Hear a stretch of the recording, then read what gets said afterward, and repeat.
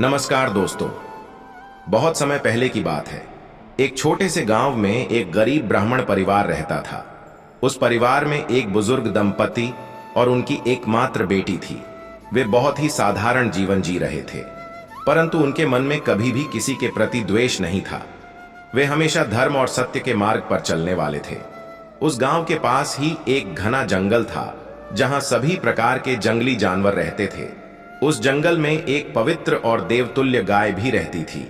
वह गाय बहुत ही दयालु थी और हमेशा भगवान की भक्ति में लीन रहती थी। उस गाय के बारे में कहा जाता था कि वह खुद देवी का अवतार है और उसके दूध में अमृत की तरह की शक्तियां हैं।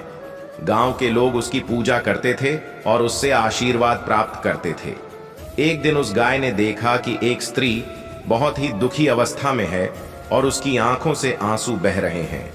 गाय ने सोचा कि उसे मदद करनी चाहिए। वह धीरे धीरे उस स्त्री के पास आई और अपनी प्रेम भरी आंखों से उसे देखा। स्त्री ने गाय को देखा और अपनी सारी व्यथा उसके सामने रख दी। स्त्री ने कहा, हे पवित्र गाय, मैं इस जीवन से बहुत दुखी हूं। मेरे पति और ससुराल के लोग मुझे हमेशा तंग करते हैं। मुझे दिन रात काम करना पड़ता है और फिर भी मुझे किसी भी प्रकार की शांति नहीं मिलती। मैं तुमसे प्रार्थना करती हूं, कृपया मेरी मदद करो।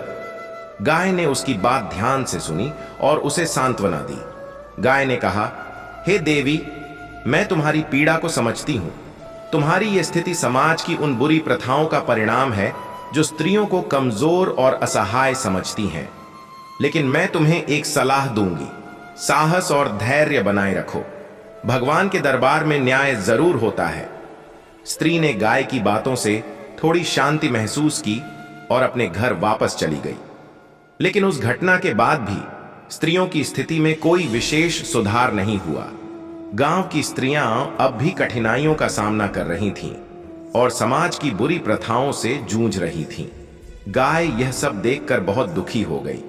उसने सोचा, मैंने इन स्त्रियों की मदद करने की कोशिश की, परंतु उनके हालात नहीं बदले। ये सब अपने कर्मों का फल भोग रही हैं। शायद मुझे इन्हें सचेत करने के लिए कोई कदम उठाना होगा। उस रात गाय ने भगवान से प्रार्थना की और कहा, हे प्रभु, मुझे एक ऐसी शक्ति दीजिए जिससे मैं इन स्त्रियों को उनके कर्मों का फल भोगने के लिए सचेत कर सकूं, ताकि वे आने वाले समय में अपने कर्मों को सुधार सकें। प्रभु ने गाय की प्रार्थना सुन ली और उसे एक विशेष शक्ति प्रदान की। अगले दिन गाय ने गांव की सभी स्त्रियों को अपने पास बुलाया और उनसे कहा, हे देवियों, मैं तुम्हें एक श्राप दे रही हूं जो तुम्हें यह याद दिलाएगा कि तुम्हारे कर्मों का फल तुम्हें अवश्य भोगना पड़ेगा। इस श्राप के प्रभाव से तुम्हें मासिक धर्म का कष्ट होगा, जो तुम्हें हर महीने यह याद दिलाएगा कि तुम अपने जीवन में जो भी कर्म करोगी उसका फल तुम्हें भोगना ही पड़ेगा। गाय के इस श्राप से सभी स्त्रियां आश्चर्यचकित रह गईं। उन्होंने सोचा कि यह श्राप क्यों दिया गया, जबकि गाय तो दयालु और ममतामयी थीं। लेकिन गाय ने उन्हें समझाया, यह श्राप तुम्हारे लिए एक चेतावनी है। अगर तुम अपने जीवन में अच्छे कर्म करोगी तो यह श्राप तुम्हारे लिए एक आशीर्वाद बन जाएगा। लेकिन अगर तुम बुरे कर्म करोगी तो इसका कष्ट तुम्हें भोगना पड़ेगा। इस प्रकार गाय ने स्त्रियों को उनके कर्मों के प्रति सचेत कर दिया और उन्हें यह याद दिलाने का माध्यम दिया कि जीवन में सही और सच्चे मार्ग पर चलना ही सबसे बड़ा धर्म है। उस दिन के बाद से स्त्रियां हर महीने मासिक धर्म का कष्ट झेलती हैं, लेकिन यह कष्ट उन्हें उनके जीवन के कर्मों की सच्चाई की याद दिलाता है। समाज में धीरे धीरे सुधार हुआ और स्त्रियों ने भी अपने जीवन को सच्चाई और ईमानदारी के मार्ग पर चलाना शुरू कर दिया।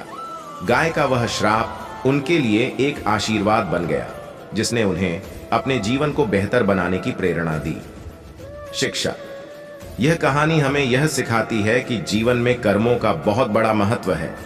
हमें हमेशा अपने कर्मों को सुधारने और सही रास्ते पर चलने की कोशिश करनी चाहिए, ताकि हमें भविष्य में किसी भी प्रकार के कष्ट का सामना न करना पड़े। आपको ये कहानी अच्छी लगी तो चैनल को सब्सक्राइब करें, लाइक करें और कमेंट करें। जय शिव शंभू।